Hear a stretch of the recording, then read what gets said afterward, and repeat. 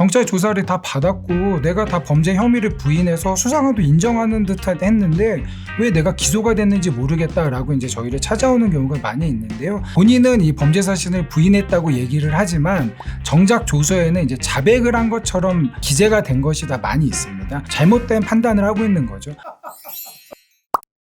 보통 고소를 당하면 수사기관에서 이제 전화가 옵니다. 그래서 이제 당사자가 맞는지, 그다음에 어떤 혐의로 고소를 당했다, 이런 것을 간단히 알려주고, 그다음에 이제 언제 경찰서에 나와서 조사를 좀 받을 수 있느냐 이렇게 물어보는 이제 전화가 옵니다. 그럼 이제 해당 날짜에 가서서 이제 조사를 받으면 되고요. 가장 중요한 거는 먼저 고소 내용이 무엇인지를 좀 알아봐야 됩니다. 절도죄, 명예훼손, 배임, 간단한 제명을 알려주긴 하지만 범죄 사실이라는 것이 간단하진 않기 때문에 구체적으로 어떤 행동에 대해서 고소가 들어왔는지 좀 확인할 필요가 있습니다. 고소장은 정보공개 포털에서 신청을 할 수 있고요. 신청을 한 다음에 한 일주일 내에 고소장을 받아볼 수 있습니다. 고소 내용을 확인을 하시고 혐의에 대해서 이제 자백할 경우, 그 범죄 사실을 인정할 경우에는 피해자와 합의 등 어떤 양형에 이제 좀 유리한 자료들을 제출하면 됩니다. 부인할 경우에는 내가 어떤 내용에 대해서 부인을 하고 있는지에 대해서 명확히 이제 확인을 해야 됩니다. 예를 들어서 본인이 절도죄로 고소를 당했습니다. 부인할 경우 내가 그 물건을 가져가지 않았다고 주장하는 건지, 아니면 내가 그 물건을 가져갔는데 그 물건은 내 것이었다라고 주장하는지, 그 물건을 가져갔고 그 물건은 상대방 소유이나 내가 상대방으로부터 동의를 받았다라고 주장하는지에 대해서 명확히 해야 됩니다. 위 각 사례에 대해서 당연히 무죄를 주장할 경우에 준비해야 될 증거들이 다르기 때문이죠. 그리고 어떤 위 내용들을 섞어서 얘기를 할 경우에 수사기관에서 본인의 말이 이제 거짓이 아닌가라는 의심을 받게 됩니다. 경찰 조사는 먼저 고소인, 그러니까 고소를 한 사람이 먼저 조사를 받습니다.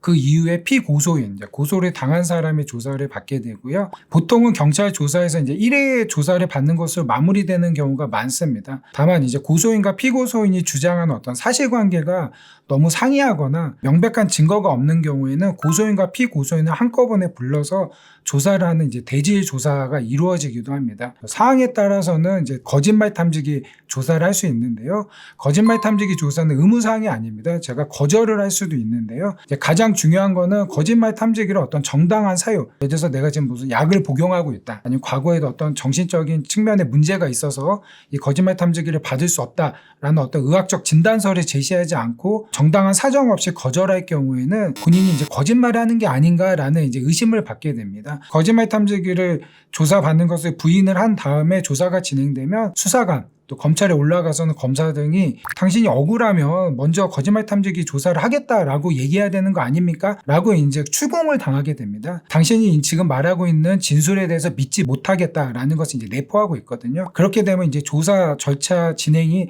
조금 더 본인한테 이제 불리한 방향에서 이루어지게 됩니다. 저는 보통 경찰 조사 전에 의뢰인하고 좀 미팅을 하는데요. 그래서 경찰서에 갔을 때 이제 어떠한 점을 좀 유의해야 되는지, 진술을 할 때 어떤 점을 좀 주의 깊게 얘기를 해야 되는지 이제 좀 상담을 하고 이제 조언을 하기도 하는데요. 제일 중요한 거는 이제 범죄 사실을 부인할 경우에 단호하고 명확하게 얘기를 해야 됩니다. 그래서 어떤 범죄를 저질렀느냐라는 질문에 아니요, 그런 범죄를 저지르지 않았습니다. 그 사람을 만나지 않았습니다. 이제 이렇게 명확하게 얘기를 하셔야 되는데요. 이제 그 부분에 대해서 뭔가 중언부언 얘기를 하시다 보면은 좀 문제가 생길 수 있습니다. 또 이제 가능한 한 답변은 짧게 하는 것이 좋습니다. 괜히 필요 이상의 말을 진술이 좀 길어질 경우에 사건을 좀 혼동스럽게 만들고 그로 인해서 어떤 경찰 조사가 좀 지연될 수 있습니다. 근데 의뢰인분들은 아무래도 경찰 조사에 혼자 갈 때와 달리 변호사가 옆에 출석을 하면 마음이 편해지기 때문에 좀 담당 수사관한테도 꽤 많은 이야기를 하는 경우가 있는데 이러한 것은 좀 자제해야 될 필요가 좀 있습니다. 간혹 가다가 이제 기억이 안 난다라는 진술을 하면 안 된다라고 이제 조언을 하는 사람들도 있는데요. 좀 그거는 좀 사실과 다릅니다. 예를 들어서 명백히 기억이 안 나는데 그걸 인위적으로 만들어서 대답을 할 경우에는 더 큰 문제가 발생할 수 있습니다. 예를 들어서 기억이 안 나는데 계속해서 어떤 인위적인 답변을 할 경우에 나중에 검찰 조사 나아가서 재판에서도 그렇게 세세한 사안을 기억할 수 있느냐, 상당한 시간이 지났는데 그렇게 기억하는 게 좀 이상하다라는 이제 답변을 들을 수밖에 없거든요. 굳이 기억이 안 나는 사실을 일부러 기억이 나는 것처럼 또 자신에게 유리한 것처럼 진술할 필요는 전혀 없습니다. 보통 이제 경찰 조사가 끝난 후에는 조서 열람을 합니다. 근데 조서 열람 같은 경우에 이제 대부분 사람들이 이제 조사가 끝났다 이러니까 그냥 한번 글을 읽어보고 그냥 마무리하는 경우가 많은데요. 이 조서가 상당히 중요합니다.